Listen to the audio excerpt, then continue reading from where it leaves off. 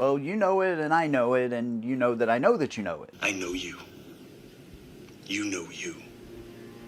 And I know you know that I know you. Today we're going to be talking about the 7 things that Harley riders hate about their motorcycles, but they will never admit it. Now, I've done a video like this before, so we could kind of call it a part 2, I guess, but I want to look at some things that are less commonly talked about. There's a lot of jokes about Harley riders and the weight and how fast they don't go, compared to a lot of other motorcycles, but I want to look at some of those less commonly talked about things that are almost universal, almost 100% universal between all Harley-Davidson riders. Now, of course, I'd love to hear your opinion if you ride a Harley or one of these things, or maybe all of these things, something that you've changed on your bikes, or maybe it's not something that you've changed, because certainly some of these things are not that easily changed. They're just characteristics of the bikes themselves that you kind of have to deal with. I'm going to throw a couple in there that maybe you haven't thought about. Maybe you have. Whatever your opinion is, leave that down below. Let's go ahead and jump right in. Now, the first one isn't solely dedicated to Harley riders, but it certainly is a trait that you will find amongst a lot of people that love and ride Harley-Davidson, and that is the constant need to accessorize. Now, Harley-Davidsons are one of the best platforms, one of the best starting canvases that you can get in order to make that bike your own. I mean, very rarely will you find a used Harley-Davidson that hasn't been heavily modified. And if it hasn't been, or it seems like it hasn't been, there's a lot of people that will pull the upgraded parts off of their bike, put the stock ones back on, and sell a lot of those accessories because, of course, they are very expensive. But go to any bike night, go to any rally where you see Harley-Davidsons, and you will see heavily customized motorcycles. And that goes for all the models, right? You could have from the Sportster to the Nightster to the Pan America to all of the Softails, and of course the baggers, but not just the regular road and street glide. Also your CVOs. They kind of come with everything, at least how the factory thinks they should come, but you will see even those are heavily modified. And because there's such a wide variety and such great access to parts and different manufacturers, the sky's the limit. You can change literally anything. I mean anything on these motorcycles. I imagine it's been the cause of quite a few, maybe serious, but also playful arguments too, because the whole running joke is when you have a motorcycle, it's like, oh, well, the motorcycle parts just continue to flow to your home. You always have some new package on the door, ready to go, ready to be installed on your motorcycle. I can't imagine how many hours on a Saturday have been spent dedicated to setting up a new motorcycle. It's a pretty awesome experience too. You get to learn a lot of stuff. Even if you're not super handy, motorcycles are more accessible than a lot of cars are. They're still fairly simplified.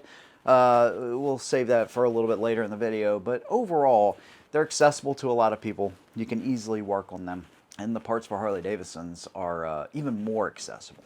But that leads us into the second thing, and that is why Harley-Davidsons are so bad from the factory. Now, I don't mean that they're bad motorcycles in general, but it's like almost everything they set up for like the worst kind of rider. I don't know. Let's look at the Street Glide, for instance, right? They have not changed the bars on those motorcycles, and I don't know who they're catering this design to.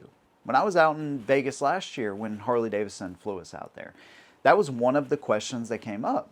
Why would you change the bars on the Road Glide and not the Street Glide? The Street Glide, they need to be a little bit taller. They need to come back just a little bit. And while it may work for some people, I'm shorter, right? I'm 5'7", 5'8" on a good day with a good pair of boots on, of course.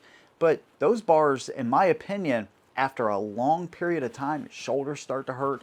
They just need to come up a little bit, and yet they find that that's the most comfortable position. That was the answer that we received. The hydraulic clutch, when those were popular in the bikes, a lot of people liked them because there's no maintenance, right? You don't have to adjust anything, which is pretty nice. But where the friction zone engaged was pretty far out. I found, like, if you have carpal tunnel or any arthritis or anything like that, I found it hard to keep it in that friction zone for a long amount of time. And then they switched back to the cable clutch, which on the pull side of it and even on the friction zone side was pretty good. But they put a brake adjuster, right, a brake lever adjuster, so you could bring that in a little bit closer or a little bit farther out, depending on your hand size and on strength and all of that, right, and just where you wanted it. But they didn't do it on the clutch side. It's like, why? One of the common things that I found on like the Lowrider ST is the location of the pegs. They're kind of mid-mounted controls, but if you get the relocation kit, i.e. spending more money into the motorcycle, and move those forward a little bit, the seating position is so much better. I think the idea is that Harleys are made for everyone. At least that's how Harley Davidson sees it. So in reality, they're not made for really anybody. And they know people are going to customize them anyway. So it's like, do what we think the majority of riders are going to appreciate, and then everybody else from there can just customize it. Now, the next one I want to talk about, I think, is pretty much universally hated amongst Harley riders and has made some of the best companies out there, one in particular, and that is the seats. Harley Davidson does not know how to make a good seat. I'm just convinced either that or they literally just have a stockpile of these things and they're like, hey, we're going to use them until we run out. Now, of course, the new 24s use a little bit different design, but even the upgraded Harley seats aren't that great. Look at the tuck and roll seat on the Sportsters. Absolutely awful. They look good, and a lot of the Harley seats look good, but they're just not comfortable. Now, if you're going on short rides, commuting, things like that, you probably won't notice that much of an issue. But if you're on that bike for any period of time, any longer period of time, a couple hours here, a couple hours there, even longer, you will absolutely find that Harley seats are some of the worst. Now, you compare that to something like a Saddleman, which again, I'm a huge believer in Saddleman. That gel insert that they use is like a shock absorber for your butt, and it is fantastic. And you use that in combination with the backrest, it is an absolute game changer. On stock Harley seats, the max I could go, again, I have a terrible back, so that plays into it, don't get me wrong, but the max I could go 50, 75 miles maybe without having to get off. Saddleman, I literally felt like I could ride all day. It is that much of a difference. So when it comes to that Harley tax, you're thinking about exhaust, you're thinking about a cam, you're thinking about this, that. The seat is one of the first things that has to go because they're universally hated amongst all Harley riders. Now, I can't imagine how many comments are going to come in from this part of Harley Davidson that we almost all universally hate about our bikes, that is suspension. There's a common theme here that I want to wrap up at the end of this video, but you're probably starting to notice it. But Harley's suspension is just bad. I mean, even when they redesigned the 24s, 25s with the new suspension, it's better, it feels better, but it's like the rebound and compression is not there. When you compare that to something like a Wilbur's especially, this is what I ended up putting on my bike, by the way. Big thanks to my friend Ryan, Law Abiding Biker, for sending those out so I could try them out. It makes so much of a difference in the motorcycle, in what you feel, the rebound, the compression. There's actually a fantastic video on this. The channel is Real Reality, and he did like this side by side with stock shocks versus aftermarket. It's actually pretty incredible. The rebound, the compression is so much quicker on these aftermarket shocks. And look, you're not going to get everything perfect from the factory. Again, they try to make Harleys to kind of fit everybody, but I've never upgraded the suspension on any Harley Davidson I've ever ridden. And it's almost like not putting exhaust on your bike. That's how big of a deal and how much of a difference this stuff actually makes. It's seriously incredible. You got different sizes on the left and the right side. Of course, there's reasons that Harley engineers do this. They use smaller coils. The rebound and compression is just not as good. And so you will find a much softer ride. You will find yourself bottoming out a heck of a lot less whenever you go with something like Wilbur's especially. So essentially what they did when I hooked up with Law Abiding Biker, he essentially, sent me all these specs like, hey, how do you ride most of the time? With or without a passenger, gear, all of that. They tailor them to you, whereas stock Harley shocks are just for, like I said, everybody and essentially for no one. If you're looking for one of those upgrades on your motorcycle that's going to make one of the biggest differences comfort-wise, suspension. I know this isn't groundbreaking because people have been doing this for years, decades now at this point, but man, I'm new to this. When it comes to the whole suspension upgrade, it really is as advertised. go with a good brand. It's a lot of money. There's a lot of money invested into it, but oh my gosh, it makes such a huge difference. Now, here's one that Harley has started to catch up on, but if you've compared Indian with Harley over the past, I don't know, 5, 6, 7 years, then you have found yourself wondering some of the same stuff that maybe I've talked about in past videos, and that is the lack of innovation. I mean, we're just now getting to the point where cornering, ABS, hill hold, drag torque control, traction control are all standard on the touring machines and actually standard on the Softail lineup. Tire pressure sensors. How many of you have wished you had tire pressure sensors on your bike? I mean, all the way up till 23. Of course, they introduced RDRS, in I think it was 2020 or 21, but that was an option. And it was still an option all the way up to 23. My buddy's got a 21 Road Glide Limited, and it doesn't have RDRS.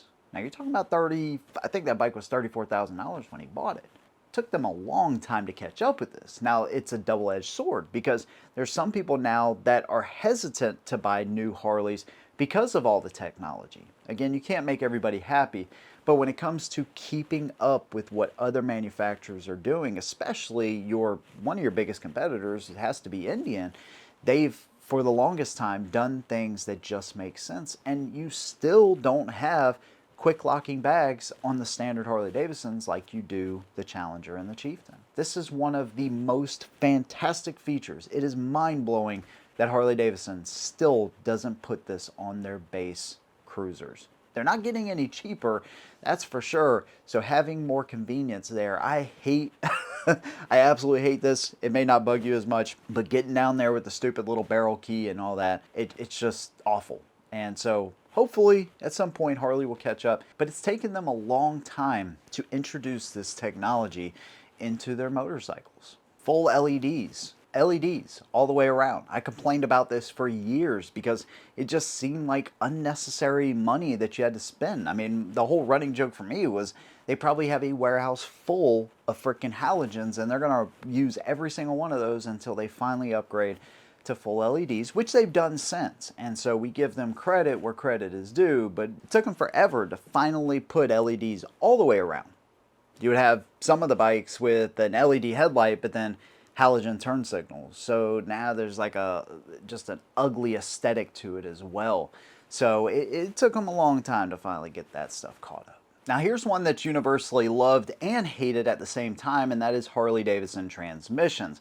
What I mean by this is the clunk, right? When you hit that thing into gear, it does not feel anything like a metric bike. Even with the newer bikes, it just doesn't, right? I personally love that. I know a lot of people that actually like that kind of, it's not like a hard shift, but you can certainly hear it when it's going in and out of the gears. But one thing that we kind of all universally hate about Harley transmissions is why it's so hard to find neutral on these bikes. Still, I have gone to American Biker and reviewed so many different types of motorcycles, including Indians, and it is like light years easier to find neutral on these other bikes.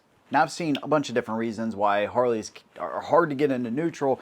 Maybe it's the gearbox, the gears, the way they're set up. Maybe they're just, they're kind of widely spaced apart, so you're always kind of overshooting from first into second, maybe changing the primary fluid, maybe changing the shifter rod itself, maybe just adjusting the shifter rod. Whatever the reason is, doesn't matter. If you have an older Harley Davidson or even a newer, finding neutral sucks on these bikes. You're at a light, you got a couple cars behind you, so now you feel secure, you try to put it in a neutral, trying to give your hand a brake, you can't find it, and then before you know it, the light shifts again, and we've all been there, so if you have an easy fix for that, we'd all love to hear it. But Harley neutral is definitely one of the curse of these motorcycles. And here's the last thing that we're going to talk about that I think will help tie all of this together perfectly. And that is Harley is kind of notorious for not listening to their customers. Now there are some changes that a company like Harley has to make that I understand. They are tied so deeply to heritage. They have what is called a boomer culture. So you go to any bike event or bike night where Harley Davidsons are involved, or just go to Harley on a Saturday. You're going to see a lot of older people. That actually doesn't bug me. I love listening to stories from older guys, and I just, take a lot of experience and a lot of their experience and just try to listen more than anything. When you get around guys like that, the stories they tell, to me, it's fantastic, but I understand there is kind of a boomer type of culture attached to Harley, or a stigma, if you will. But Harley is trying to deal with pushing into the future to get new riders in, while also still accommodating the older riders they have that have helped build the brand. So how do you balance that? Well, you don't charge $14,000, $15,000 for entry-level motorcycles. They're starting to get this now, finally, but it took years and years and years. You take away the Sportster, which a lot of people said, oh, they're just girl bikes and all this kind of stuff, but it was an easier path to get in a Harley Davidson. That was my first Harley Davidson. It was the only one I could afford at that time. But then they push for $30,000 electric motorcycles and then kind of walk away from them a little bit. And then they bring out all the new technology in the 24s and start them out at $26,000, which was actually pretty, I say pretty decent, just because of everything they incorporated into the bikes. Then they raised them $2,000 for this year. I think there was a reason that they did that, because they have so much leftover stock 23s and 24s in the dealerships. But regardless, it seemed like a step backwards. So the barrier to entry into Harley has only gone up. But now, since they're starting to feel these repercussions, they've lowered the price again. Now they're looking at making a true level entry Harley Davidson. Talk about that in a recent video that I just did as well. They got rid of the Dyna. Of course, they made the Softails, you know, seemingly better in almost every way, but they had a strong customer base for the Dyna. And so those guys kind of felt like, you know, they were left out in a way. It took them forever to kind of catch up with some of the stuff that other competitors were doing. A lot of us called for the CEO to be let go last year. Why are you continuing the bleeding of your company when it's caused so much turmoil? And now, you know, he's finally announced that he's retiring, but he's still there. The push to make these even more premium pricing and brand, it's kind of gotten away from what Harley originally was about, is just a freedom, riding a motorcycle, being in the wind, that kind of stuff. So I understand from their perspective, they have to balance getting new riders in, keeping the ones you have there happy, but it just seems like they notoriously don't listen to customers, or they listen, but it just comes way too late. And maybe I'm wrong here, because I haven't been around, you know, motorcycles and the culture for decades and decades. Some of you guys that have, you can correct me if I'm wrong. That's totally fine.